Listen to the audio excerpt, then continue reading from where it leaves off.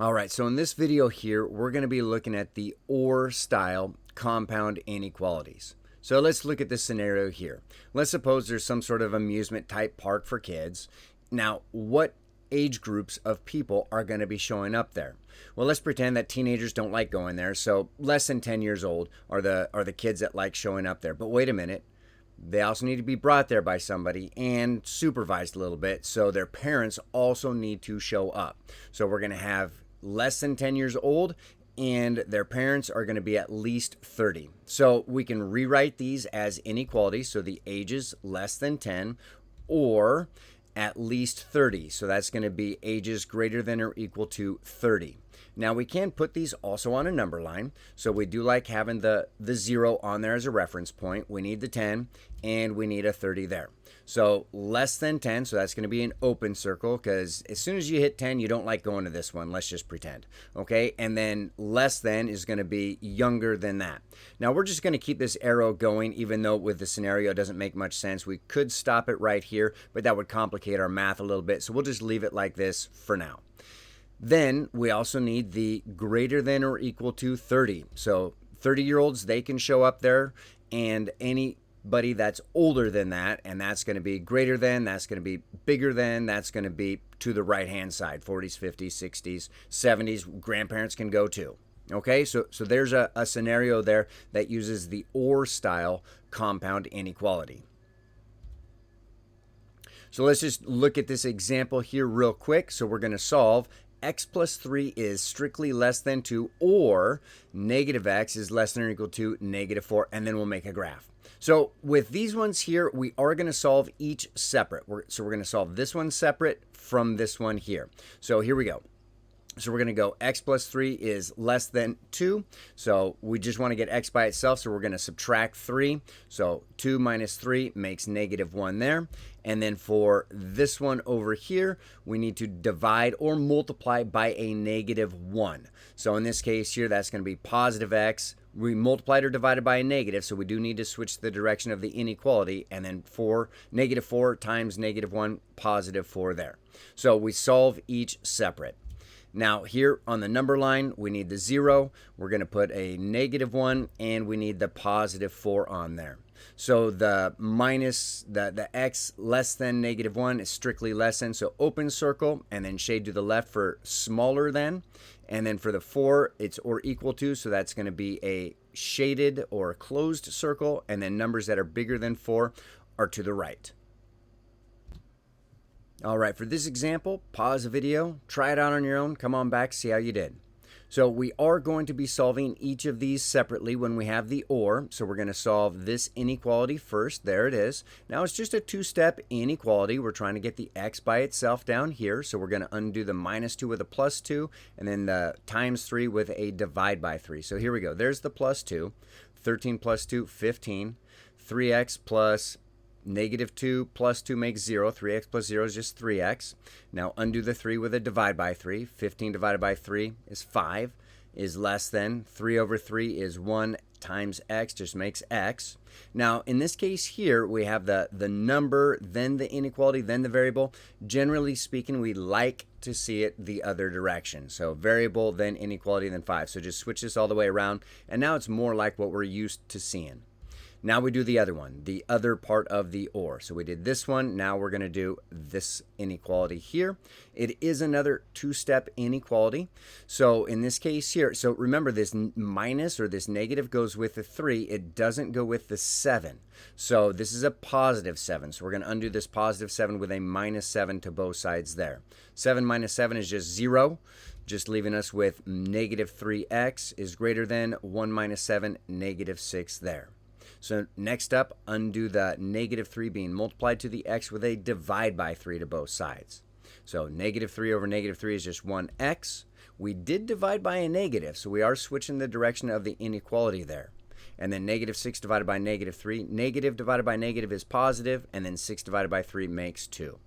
So here's what our answer looks like all put together here. So if we're writing it down on our paper, on our answer sheet, or in the computer, or however you're doing these types of questions, it'll look like this. Now we can graph. So we do like to have 0 on there as a reference point.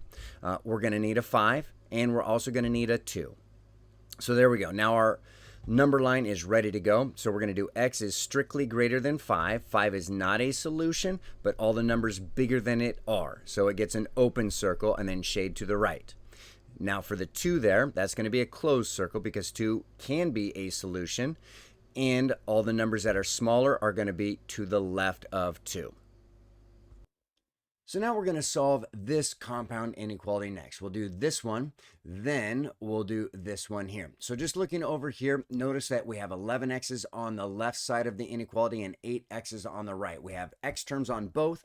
We want x terms on one side or the other. Well, the left-hand side has more. It has 11. The right-hand side only has 8. So at the very bottom of our work, that's what we're going to want to see is the x's on the left.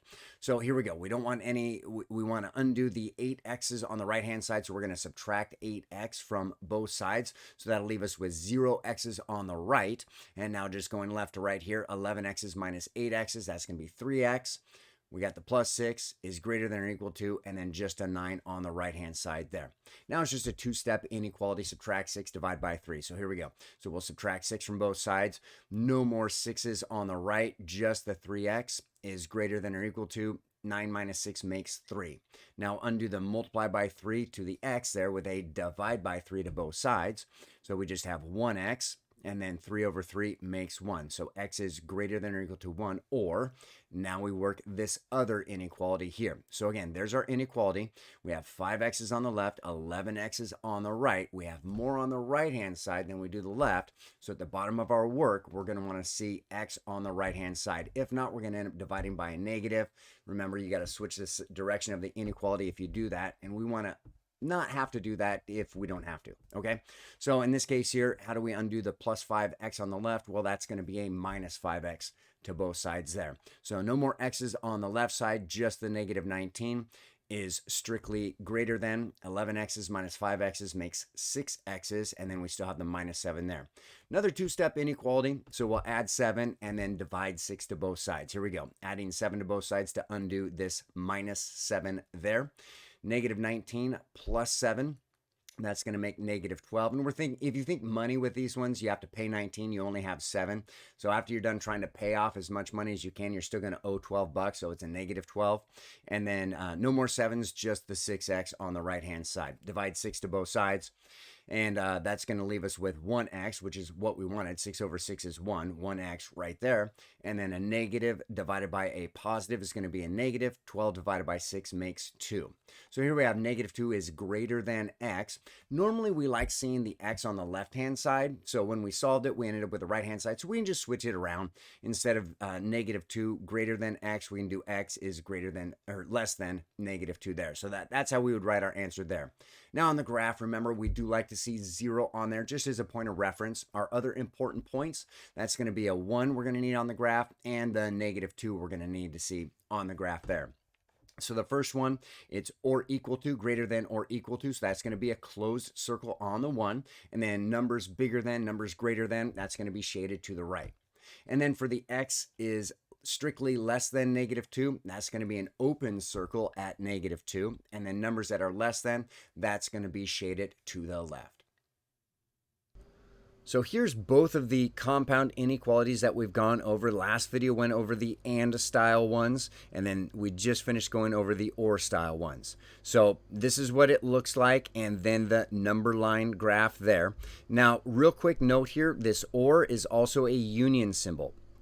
So sometimes on your assignments or on the computer or whatever, instead of the word or, you can type in this U. It stands for union. And generally speaking, when we say this out loud, you can use the word union if you want, or you can use the word or for it. So A is less than 20, or A is greater than or equal to 30.